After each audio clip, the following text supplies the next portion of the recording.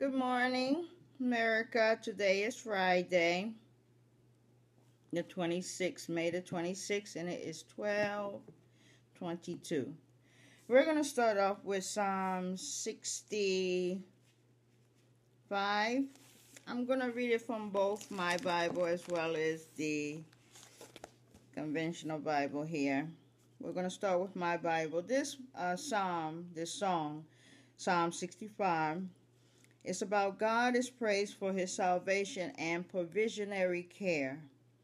God is praised for his salvation and provisionary care. It is a song written by King David. Um, it only has 13 verses. Let's begin. Praise waiteth for thee, O God, in Zion, and unto thee shall the vow be performed. 2. O thou that hearest prayers, unto thee shall all flesh come. 3. Iniquities prevail against me, as for our transgressions thou shalt purge them away. 4. Blessed is the man whom thou choosest and causest to approach unto thee, that he may dwell in thy court. We shall be satisfied with the goodness of thy house, even of thy holy temple. 5.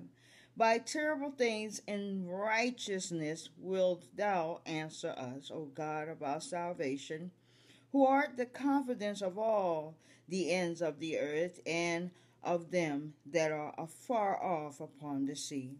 6.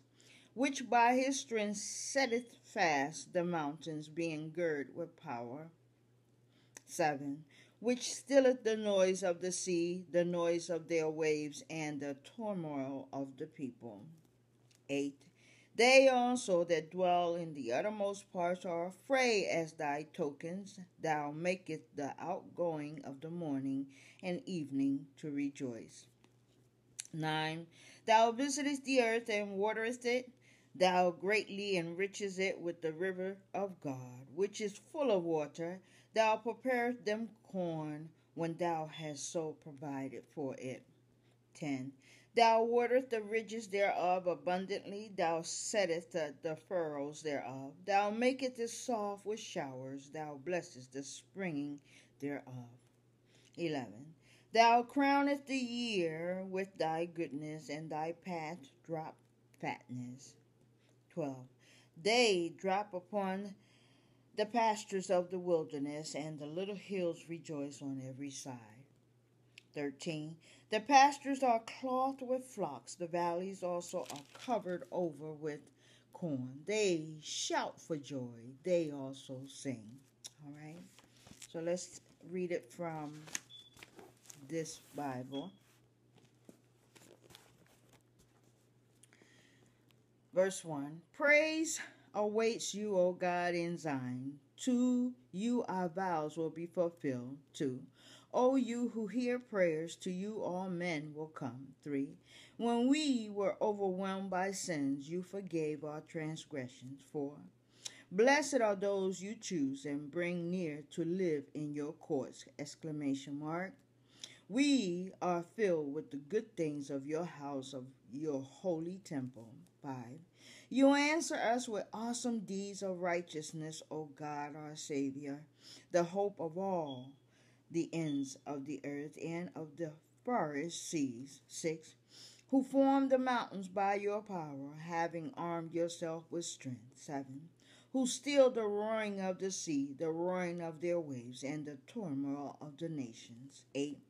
Those living far away fear your wonders, where morning dawns and evening fades. You call forth songs of joy. 9. You care for the land and water it. You enrich it abundantly. The streams of God are filled with water to provide the people with grain, for so you have ordained it. 10. You drenched its furrows and leveled its ridges. You softened it with showers and blessed its crops. 11. You crown the year with your bounty, and your carts overflow with abundance. 12. The grasslands of the desert overflow. The hills are clothed with gladness. 13. The meadows are covered with flocks, and the valleys are mantled with grain. They shout for joy and sing. Okay? Today we're going to be reading from Genesis 43.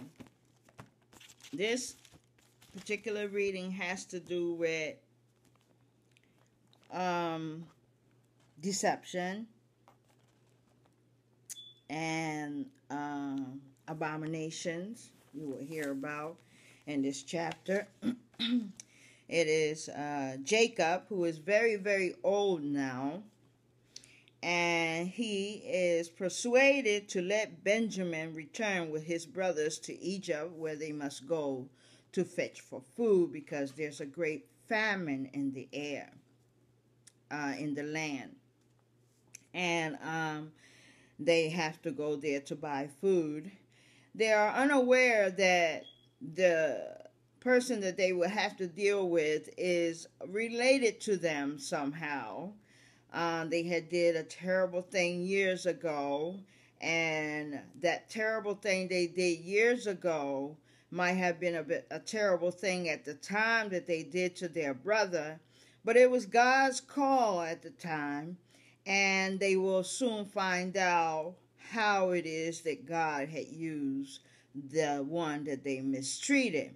So there was deception there, but in this story you will see the deception unfolding into a blessing for the entire family. I'm not saying that deception is always going to turn out that way, but in this particular case, in this particular story, it turns out that way. And you will see something, you will hear some things that are considered an abomination unto God, and you will see it played out in this particular story. And if the Lord considers it an abomination, then it is still an abomination unto God. Okay, so this is 34 verses, and predominantly it's basically all silver for history, and I will read that to you, what's all included in history. History includes offerings, it includes creation, wars, times, places, journeys, narrations, chronological records of events, vocation, kings, earth, and mankind. All of that is included in history. So this is why this particular story is all silver, because it has a lot of history in it, and it's green because it has strips of verses that are for love, and it has one verse 33 for yellow, which includes family. And I'll quickly read that to you as well. Family would include genealogy, marriage, sexual concern, children, parenthood, home, adultery, fornication, divorce, friendships, and relationships. And you will see where the family comes in this story. Okay, so let's begin. In this Genesis 43, Jacob is persuaded to let Benjamin, his youngest son, from his favorite wife, to go with his brothers to Egypt to go and buy food. Okay, he lost his other son to death, he thought, because that's the deception that his brothers had said to the father when they put the oldest in a pit and sold him to strangers. Okay, so let's begin. And the famine was sore in the land too, and it came to pass, when they had eaten up the corn which they had brought out of Egypt, their father said unto them, Go again, buy us a little food. So again, I'm telling you that Jacob was old at this time, and all of his sons were grown, but his youngest Benjamin was still with him. 3. And Judah spake unto him, saying, the man did solemnly protest unto us, saying, ye shall not see my face except your brother be with you. So that was a bit odd for the brothers, that this man would request that they bring along the youngest brother. And another thing that was odd, how would this man know that they have a youngest brother? So all of this bothered them as well. So when their father told them go buy more food, that's when they decided to tell Dad that the man said that when they are in his face again, they must have Benjamin with them. Okay, so they didn't tell the father when they came back with the food. They told the father when he said go back for more food. That's when they said it to him. So let's read that again. In Judah, verse 2, and it came to pass when they had eaten up the corn which they had brought out of Egypt, their father said unto them, go again, buy us a little food. 3. And Judah spoke unto him, saying, the man did solely protest unto us, saying, ye shall not see my face except your brother be with you. 4. This is all silver from verse 1 to 12 is all silver, so it's all history, America. 4. If thou wilt send our brothers with us, we will go down and buy thee food. So they're saying, if you will send the little boy with us, the young man with us, then we will go and buy the food. So they didn't want to go without taking him with them. Because it had said, the man solely protested unto us that we must bring Benjamin. 4. If thou wilt send our brother with us, we will go down and buy thee food. 5. But if thou wilt not send him, we will not go down. For the man said unto us, ye shall not see my face except your brother be with you. Again, in verse 3 and in verse 5, it's repeated to the elder Jacob.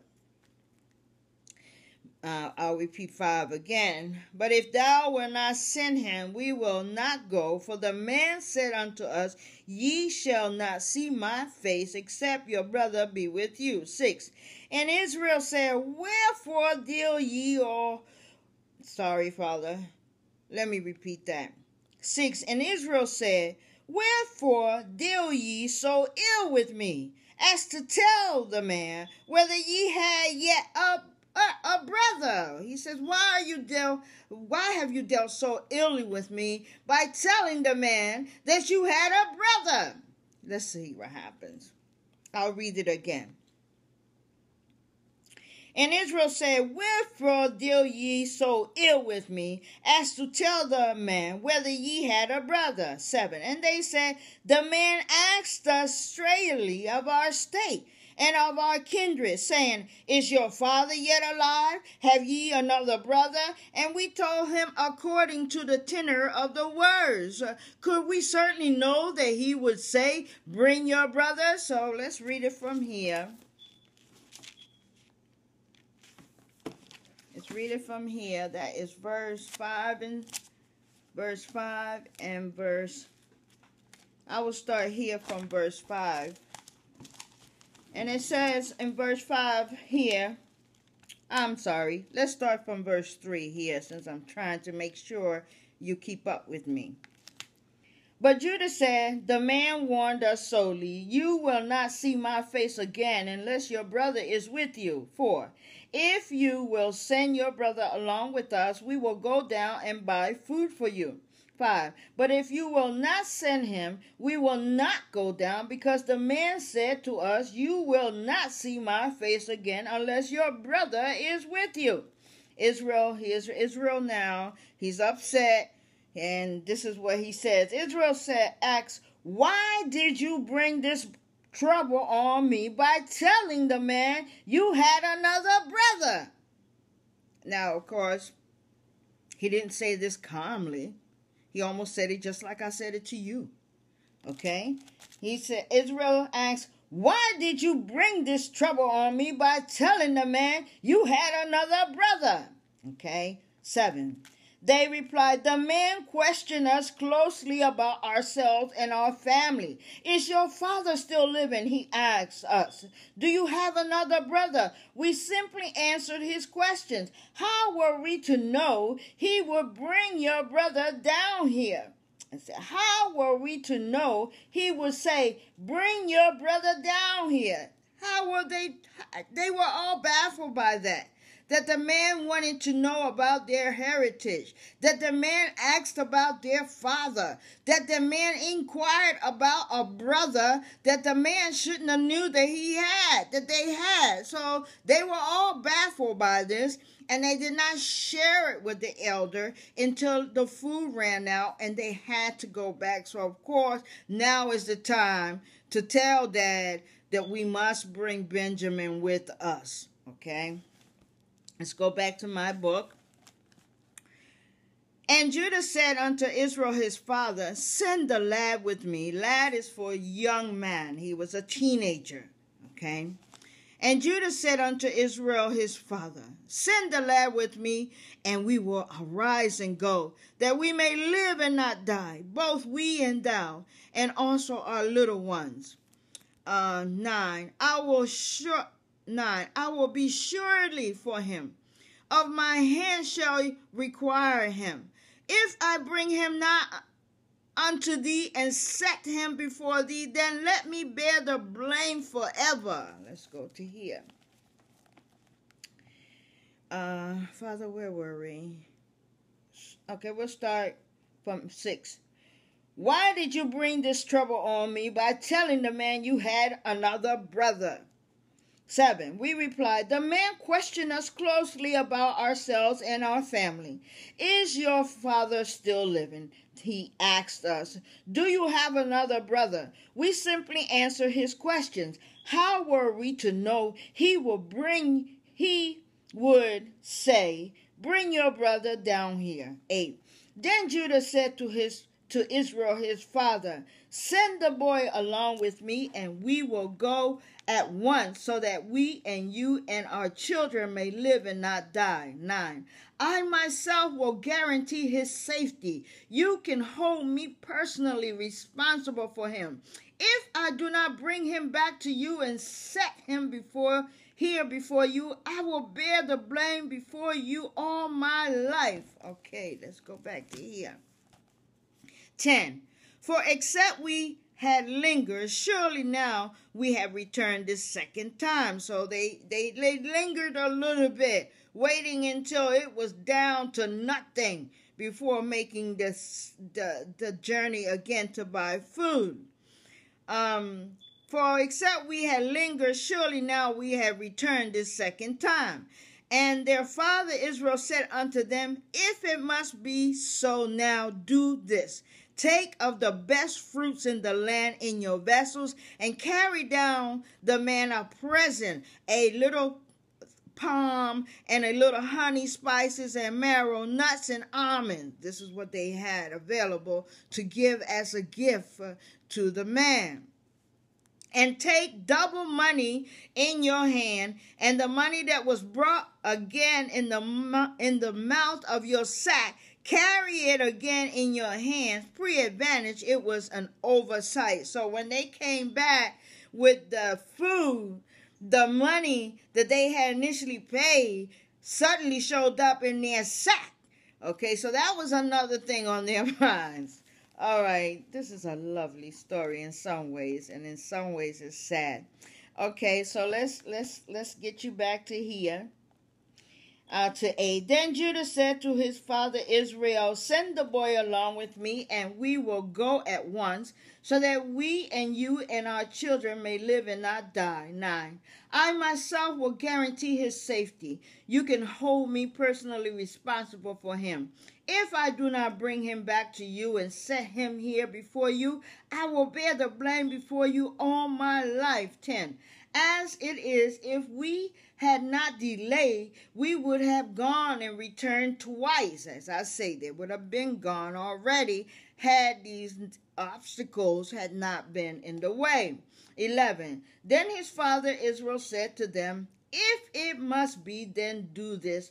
Put some of the best products of the land in your bags and take them down to the man as a gift. A little palm and a little honey, some spices and marrow, some pistachio nuts and almonds. 12. Take double the amount of silver with you, for you must return the silver that was put back into the mouth of your sacks. Perhaps it was a mistake. Take your brother.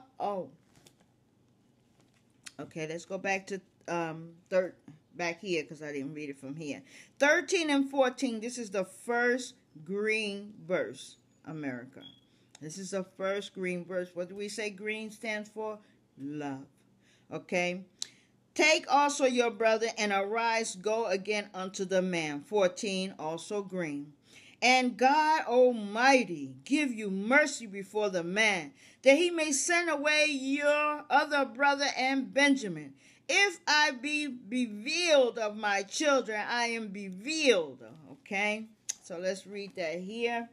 It says, take your brother also and go back to the man at once. 14.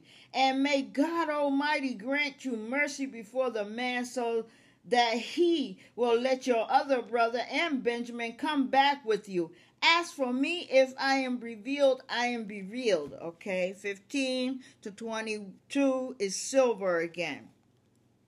Then the men took that present, and they took double money in their hand and Benjamin, and rose up and went down to Egypt and stood before Joseph. 16. And when Joseph saw Benjamin with them, he said to the ruler of his house, bring these men home and slay and make ready, for these men shall dine with me at noon. Okay, so now they're going to be shocked. 16. Okay, let's do 15 first. So the men took the gifts and doubled the amount of silver, and Benjamin also. They hurried down to Egypt and presented themselves to Joseph. 16. When Joseph saw Benjamin with them, he said to the steward of his house, take these men to my house, slaughter an animal, and prepare dinner. They are to eat with me at noon. Watch their response. 17. And the men did as Joseph bid, and the man brought the men into Joseph's house. And you can just imagine the emotions going through these men. First, they go home with the money that they were supposed to leave behind. Then they're baffled by the man having an interest in their family. And now they are here again, and they are being prepped to have dinner with the gentleman. Oh God, the emotions in them must have been overwhelming. They must have all been confused. Okay. 18, and the men were afraid. Okay. Fear was among the emotions that they were feeling. Okay.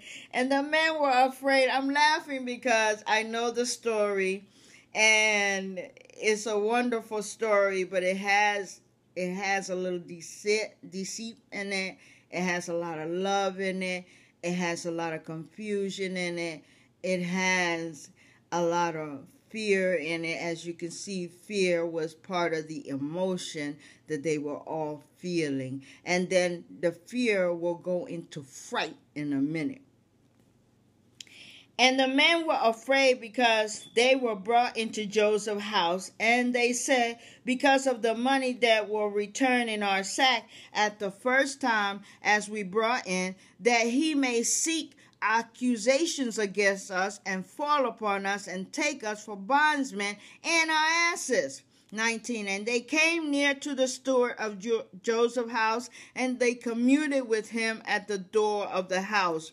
20. And said, O sir, we came indeed down at the first time to buy food. 21. And it came to pass when we came to the end that we opened our sacks, and behold, every man's money was in the mouth of his sack, our money is in full weight, and we have brought it again in our hand, and the other money have we brought down in our hands to buy food. We cannot tell who put our money back in our sack. Okay, so let's go here for those of you who get lost quickly. I'll go start from 17. Father? All right, 15. So the men took the gifts and doubled the amount of silver, and Benjamin also. They hurried down to Egypt and presented themselves to Joseph. 18.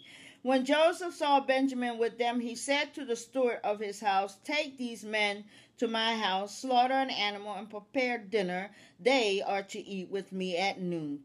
17. The men did as Joseph told him, and took the men to Joseph's house. 18. Now the men were frightened when they were taken to his house. They thought, "We were brought here because of the silver that was put back into our sacks the first time."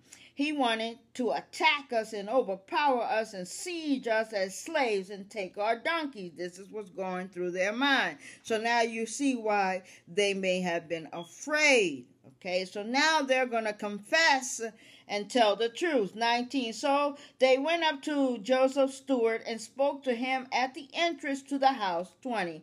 "Please, sir," they said, "we came down here the first time to buy food." 21.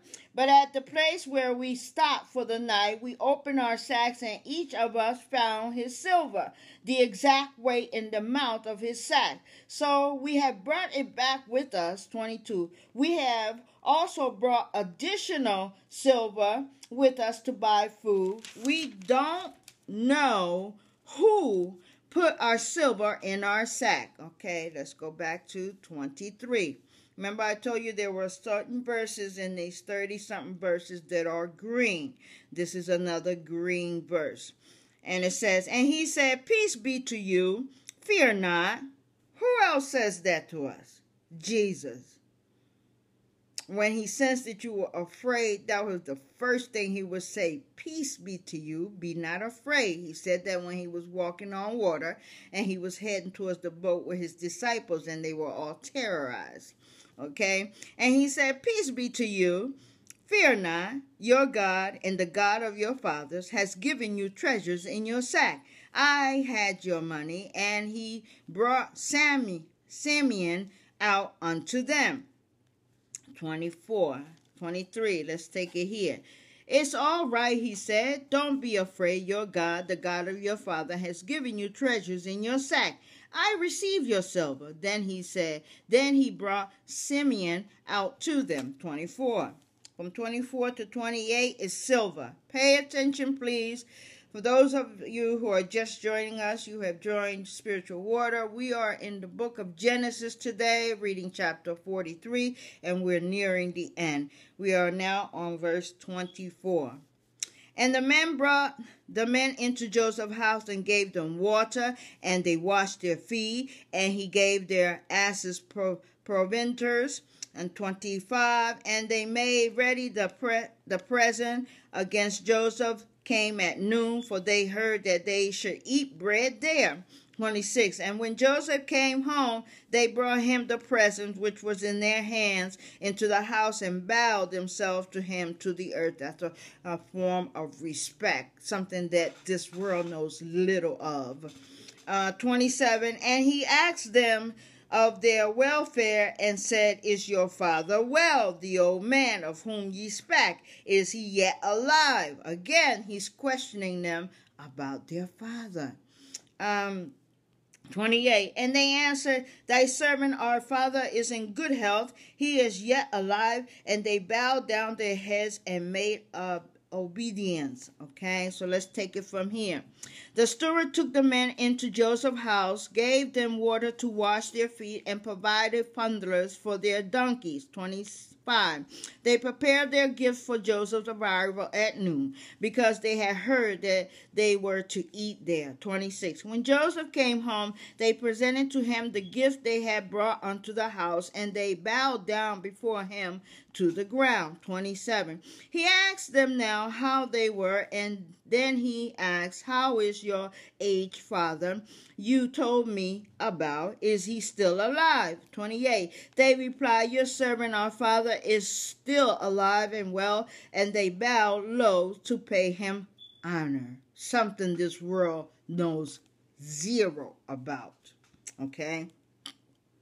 That's how far we have come from God. We do not honor anything. The only thing we honor is the money in our bank account. We honor ourselves. We don't even honor our parents anymore. Let's talk about that later. 29. Let's go to here. Back to love. We're back to love now. Something this world knows little about. Okay? Because you don't behead your mother if you love her. You don't kill your spouses if you love them. Okay? You let them go because you want them to be happy, even if that means that they're not with you. That is love. Okay, 29. And he lifted up his eyes and saw his brother Benjamin, his mother's son, and said, "Is this your younger brother, of whom ye spake unto me?" And he said, "God be gracious unto thee, my son." This is where he blessed his little brother. 30. And Joseph made haste, for his bowels did yield upon his brothers, and he sought where to weep. And he entered into his chamber and wept there. 31. And he washed his face and went out and refrained himself and said, "Set out bread." Okay, let's go to 21. As he looked about and saw his brother Benjamin, his own mother's son, he asked, "Is this your youngest brother, the one you told me about?" And he said, "God be gracious to you, my son." 30.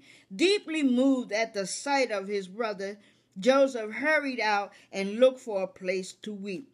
He went into his private room and wept there. 31. After he had washed his face, he came out and, controlling himself, said, "Serve the food."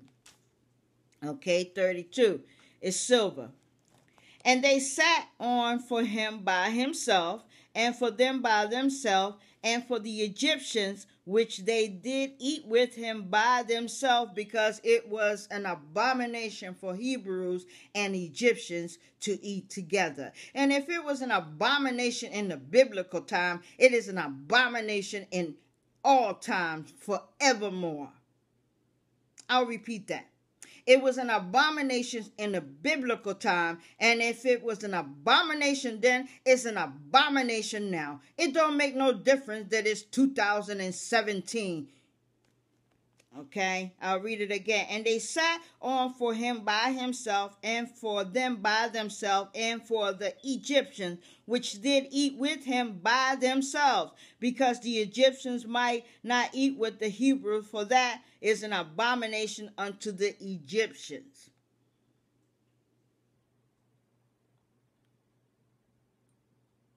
It was an abomination. But of course, even the Egyptians have changed today.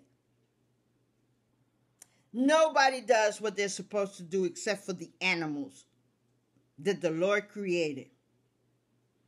Except the animals are still doing things the same way. You will never see a cheetah mating with a lion. You will never see a bear mating with a gorilla. You will never see a giraffe mating with an ostrich. A cheetah still mates with a cheetah. An ostrich mates with an ostrich. A gorilla looks for a gorilla.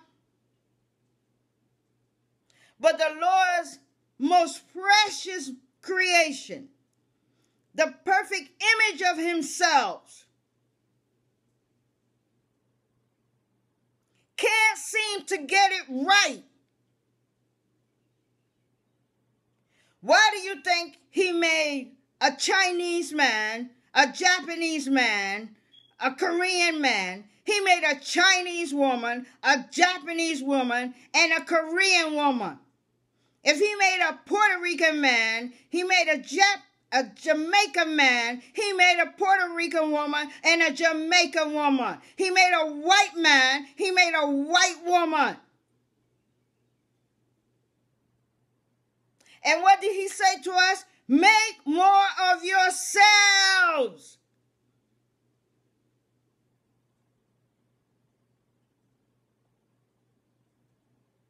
He made a Scottish man, he made a Scottish woman.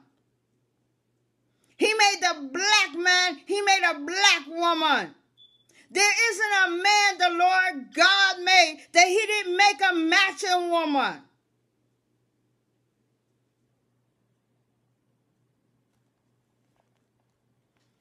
$33, yellow for family. And they sat before him, the firstborn according to his birthright, and the youngest according to his youth. And the men marveled one at another. Only God can marvel you. Man can't marvel you. Science can't marvel you.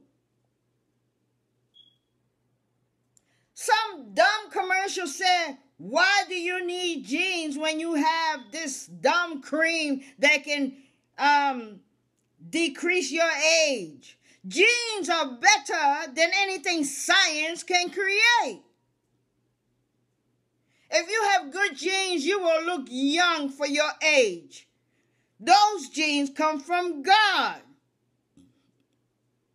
Those creams and all that other foolishness man makes for you, it has some effect.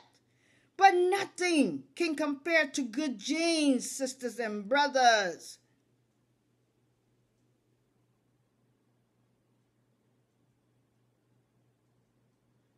If you are a white woman with beautiful red hair, and you mate with someone who is not of your kind, you will not be able to produce another child with beautiful red hair and blue eyes. It is imperative that we do things God's way.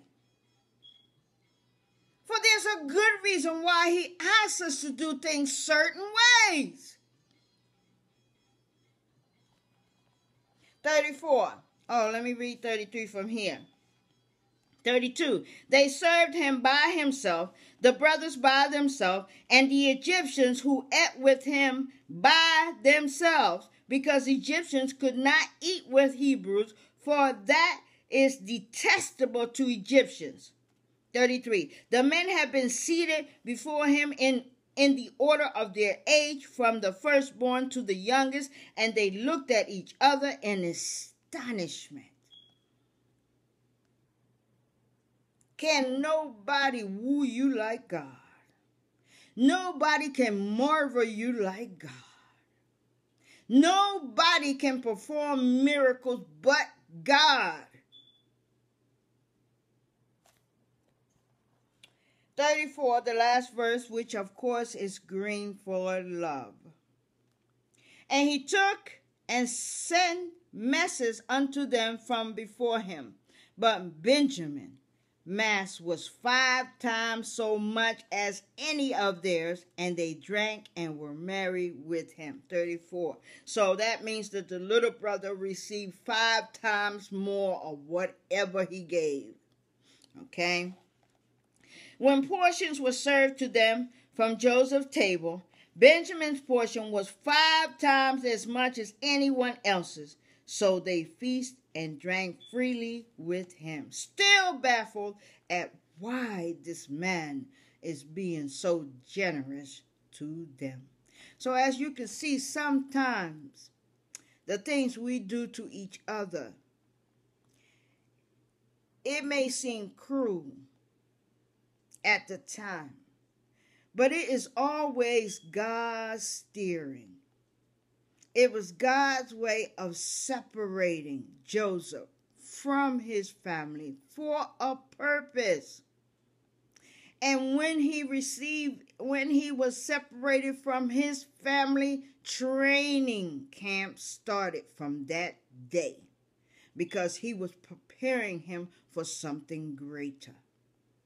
Okay. And in the next chapter, if the Lord wants us to read that chapter tomorrow, I'm not sure, you will learn. You can also read it for yourself and enjoy these beautiful, true stories about true heroes in the Bible. You will discover that God does everything for a purpose. So if he has separated you from your family, there is a reason why he does that. All right? I'm talking from experience. All right? So not all deception, if it's God orchestrated, is bad. Sometimes it is for the benefit for all of those involved.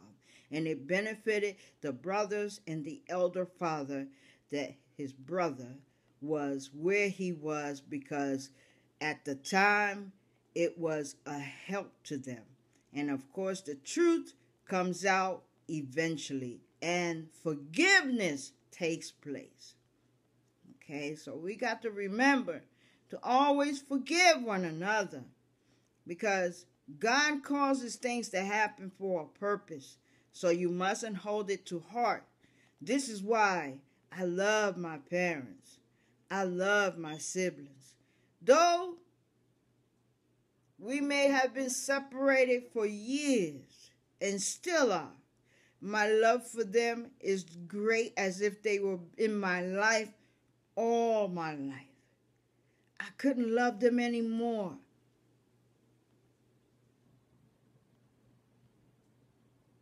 All right? So learn to love and forgive. For God is the maker of us all, and he is the director of our steps. I hope you got something out of it. I hope you enjoyed the story, and I hope that you take the time to read the rest of the story, especially to your little ones, because these stories are not like the stupid human-made fairy tale stories that man makes. Have nothing to it. Nothing. Santa Claus, Tooth Fairy, and all this foolishness. Stop reading that stuff to your children. Read them something that is true and that will help them in their lives, especially in these last days. My name is Brenda Guerrero. Thank you for joining us here at Spiritual Water. And as always, I pray that the Lord may protect you, keep you, and the will of God may come from you. Until the next time, have a beautiful day. And thank you for joining in. Bye.